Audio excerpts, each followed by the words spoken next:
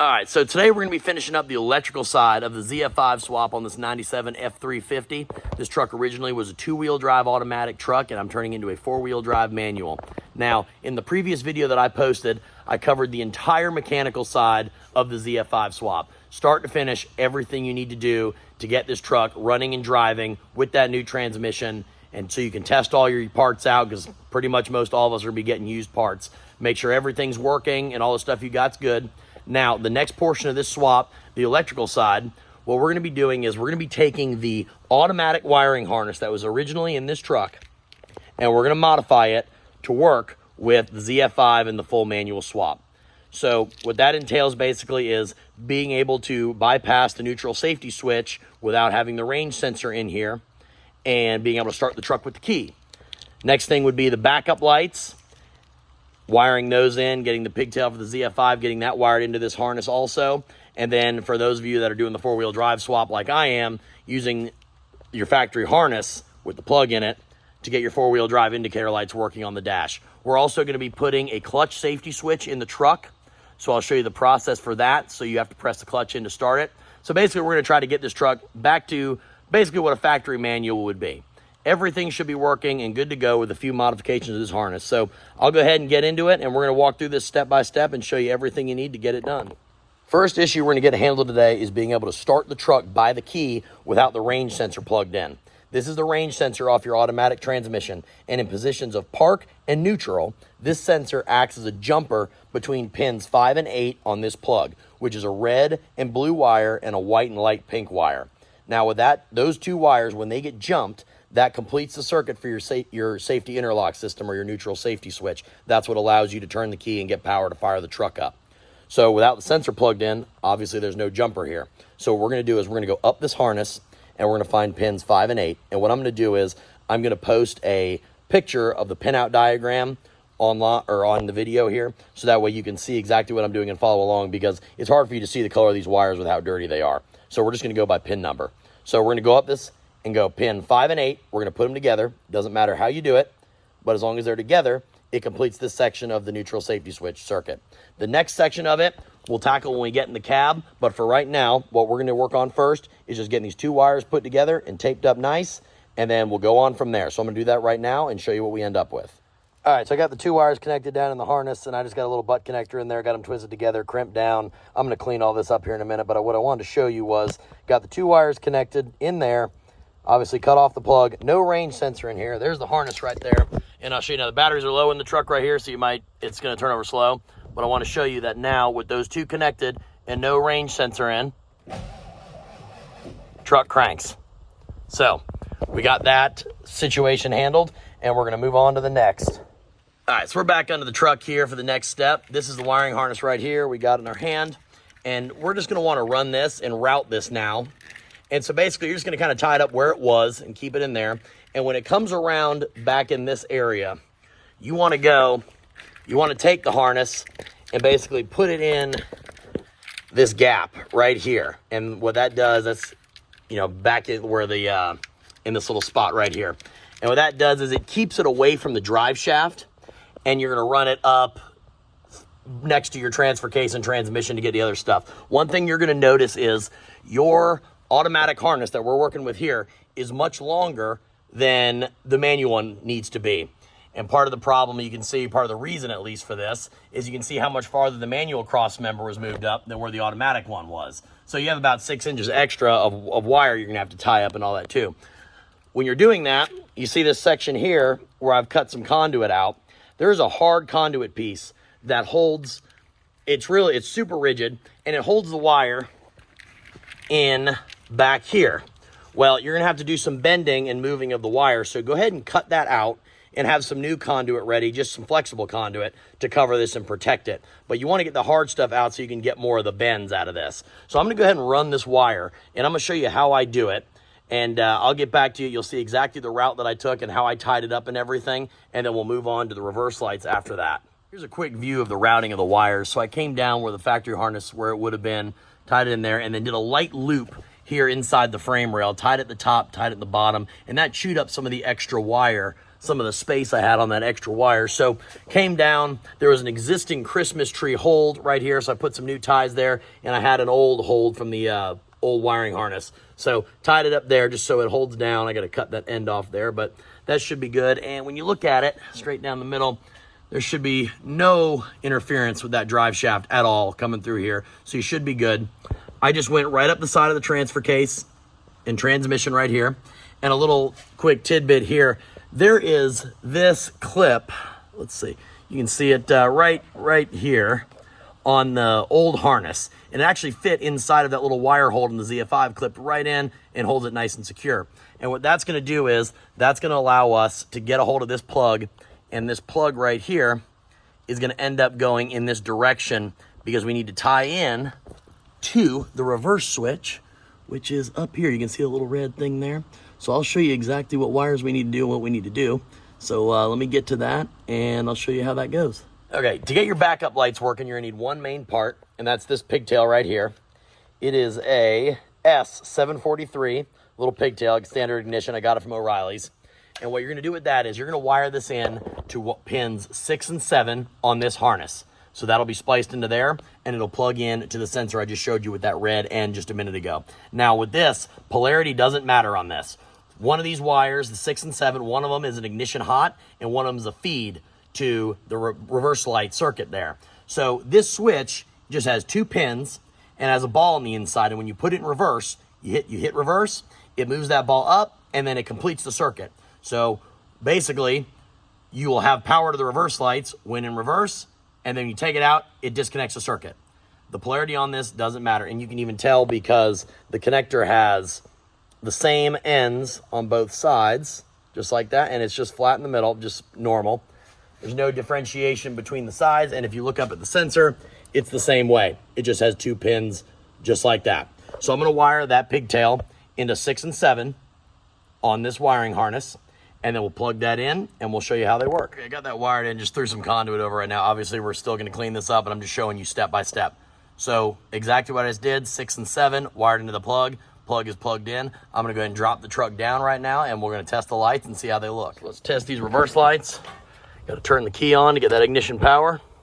Then we're gonna take it, and we're gonna put it over and back into reverse. And we'll walk over here, and you can tell we have got both reverse lights on just like that. And now we'll walk up to the front, pop it back out of gear, show you they turn off. There's it, there's that. Now let's see. And they're off. So there we go. You got reverse lights. We're gonna get the truck back up in the air, and then I'll show you your 4-wheel drive indicators next. Okay, hooking up your 4-wheel drive is actually the easiest part of this. So in this factory automatic harness, you have, whether your truck is 2 or 4-wheel drive, you're gonna have this plug right here. If it's 4-wheel drive, you're not gonna have this cap in it, obviously, because it's gonna be been plugged into your transfer case. If your truck is 2-wheel drive, like mine is, you're gonna wanna just take this little cap off. It just squeezes and comes off. It's kind of hard to do with one hand, so I'll do it off camera here. But you want to take this cap off and open up this plug. Now, one thing you're going to need to get from the donor truck, and these are super hard to come by online or anything like that. This harness right here, this section plugs in to that spot with the cap I just showed you. And then this spot right here, you can see how it goes. It plugs into the transfer case, and let me see if I can grab my light and show you exactly where it goes. But let's see, so you can see, let's see if I can get it. See a little plug right there with the blue on the inside? It plugs straight into there. So all you're gonna do literally is pop this cap off, plug this gray side in there, and then plug the other side into your transfer case, and you should have your 4-wheel drive lights. So I'm gonna do that real quick, and then we'll test them out. Here's what it looks like when you're done with that. I just got that plug in. There's that little cap that I took off of this plug right here. Plugged that harness in. Probably should have cleaned it up a little bit, but it'll be all right. And then plugged it into the sensor right back there. So let's test these 4-wheel drive lights. Once we do that, I'm gonna come back here. I'm gonna cut the rest of this off. You don't need these 2 wires here that are left. And then we're gonna tie all that up, make this look really pretty. And then we're gonna go into the cab to do the clutch safety switch. Here we are back in the cab. We're gonna test these 4-wheel drive lights. We'll turn it on, pop it back into 4-wheel. There you go right there, 4-wheel drive. And then we're gonna push down, pull back, pull into low range. That is the first time these lights have been illuminated in this truck in almost 30 years. So there you go, and you can put it back in 4-wheel drive, back 2-wheel drive. So all that's working. So next thing we're gonna do is we are gonna go under this dash and we're gonna put in a clutch safety switch, and I'll show you how to wire that in and get it all set up. Back on the floor in search of the clutch safety switch wiring to get that switch put in. Now what you may be thinking is, well, I already did the neutral safety switch fix down there to make it turn over by the key. And as you saw when I went in here to start it up, I obviously wasn't pressing the clutch.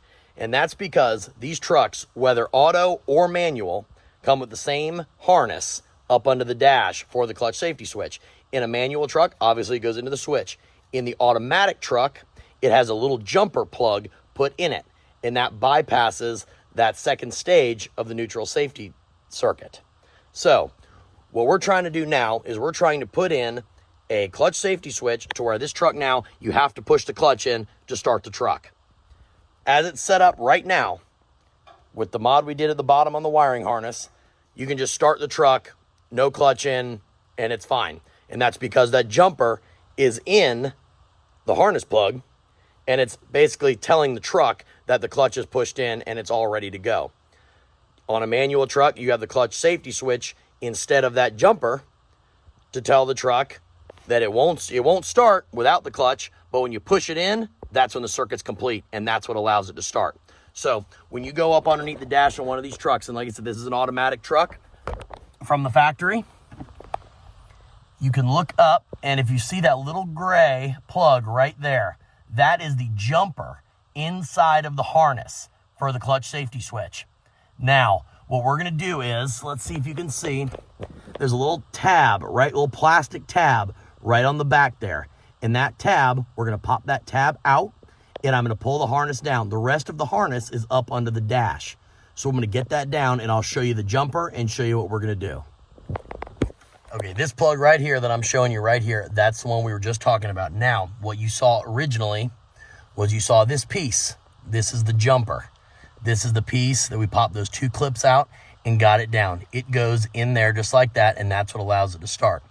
So this needs to be plugged into your clutch safety switch. And let me prove it to you real quick. So without that in, the truck's not gonna start. It's not gonna turn over. So we'll show you. We'll go here, let me get the key. Okay, we got it turned on. Go to turn the key, nothing. See that? So what we need to do now is we need to get the clutch safety switch, which I've got sitting right over here. And this is what one looks like. It'll come put together. Basically, this bottom piece slides onto the pedal, and then this piece closes on the top, and it holds it in. So let me show you real quick what we're gonna do. So we're gonna get up under here. Let's see, I'm trying to get you a good view. We're gonna put that clutch safety switch on the clutch push rod. And I'm gonna plug that thing in, and then I'll show you how it works when you press the clutch and when it's not. So let me throw that in. I'll tell you how I do it and everything, and then we'll take a look at it, and then I'll show you the operation. Before I go in there and install it, I just want to show you exactly what I'm doing. This is the clutch safety switch, obviously right here, like I just showed you, and it has this piece that closes over the top of it. Well, when you put it in, you see how right there on that white piece, there's like a 2-stage to it? What that is when you get up under here and you look, you see how the clutch push rod has that second stage? It has the right off of the rocker for the pedal. There's that thicker portion, and then there's the thinner portion.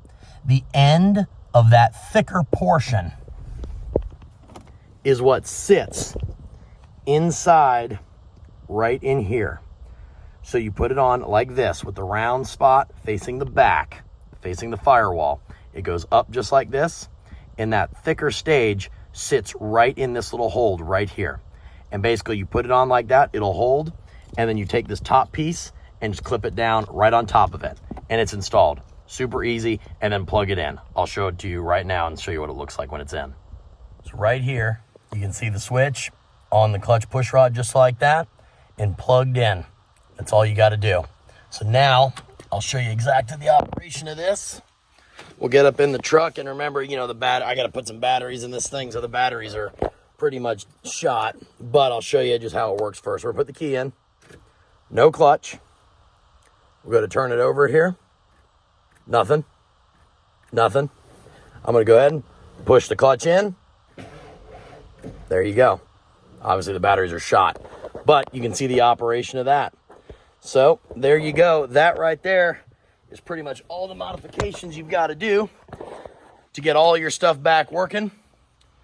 And you have all of the functionality that you would have on a stock truck with a manual transmission. So to finish this thing up, I'm going to go up under the truck, cut the end of that connector off, tie the wires up. I'll show you how all that looks in the end, and then we're pretty much done. So we'll get to that, finish that up, and we'll show you how we end up. This is the end result of the wiring. Should be good. Should be clear of the drive shaft. If I'm not, by some crazy reason, we can obviously adjust everything and do whatever we need to do. But everything's tied up, taped up, cleaned up, and that should be it. So hope you all enjoyed it. We got a lot more coming for this truck, so stay tuned. Thank you.